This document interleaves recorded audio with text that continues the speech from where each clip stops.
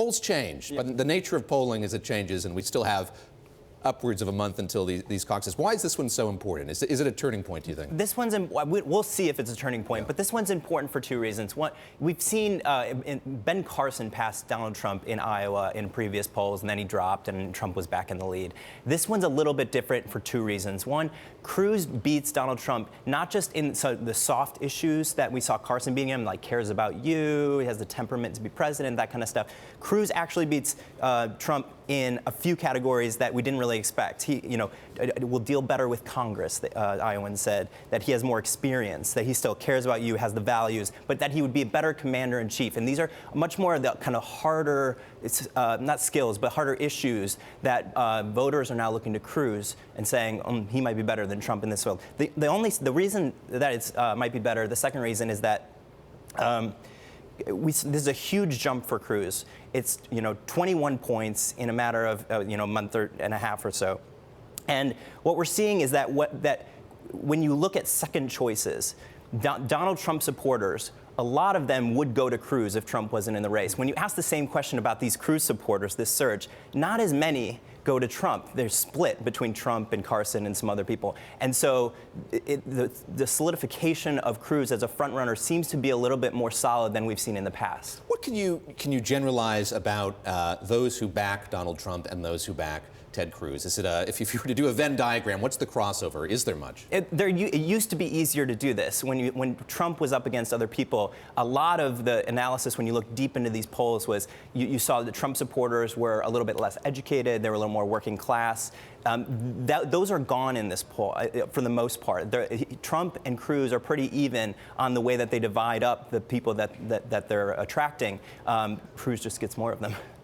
Donald Trump so unabashedly, proudly runs his campaign out of his own pocket. He doesn't have the support of super PACs that his competitors do. Have super PACs begun to play in this race to the extent you thought they would? I think of how much money the super PAC supporting Jeb Bush has amassed, $100 million.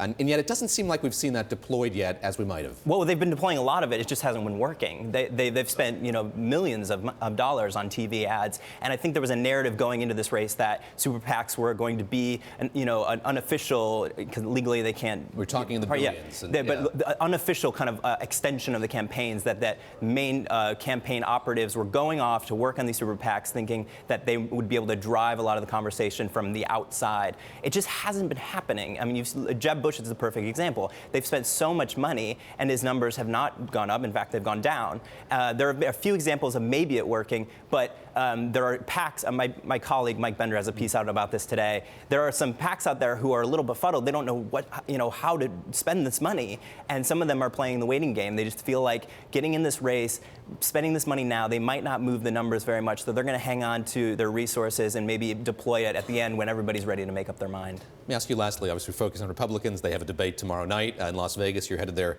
next, I understand. Talk about the Democrats. When you look at Hillary Clinton, Bernie Sanders in Iowa, Martin O'Malley, I suppose we should consider as well there, even though he doesn't have nearly as many points as they. How close is that race in Iowa? What are the contours of it? So we saw, we have a new Bloomberg Politics poll out on this as well, and we saw Clinton up 9 points. She's extended her lead in Iowa. I think for a while now, we've been kind of seeing the signs that Bernie Sanders is really focusing on New Hampshire. That's going to be a do-or-die state for him, and he's doing a little bit better there. In Iowa, Clinton has, for the most part, retained a lead when she's extended it in this poll, but she's not out of the water yet. There's some signs that she's still vulnerable, and if not in Iowa, these are signs that she would be vulnerable around the country. Bernie Sanders beats her in issues like cares about you, fight for the middle class. They think he would be better at reigning in Wall Street, and honest and trustworthy is still a number that Clinton struggles with. Before I let you go, it sounds like we are at a moment now where people are beginning to see beyond the race. When you talk about, besides cares about you, thinking about how that person might govern, thinking about how he or she might interact with Congress, maybe we are getting closer to framing this in a different way. Voters make up their mind, especially in these early states, very late in the process. There's a long run up to this. There's debates. There's these polls that track it all the way through.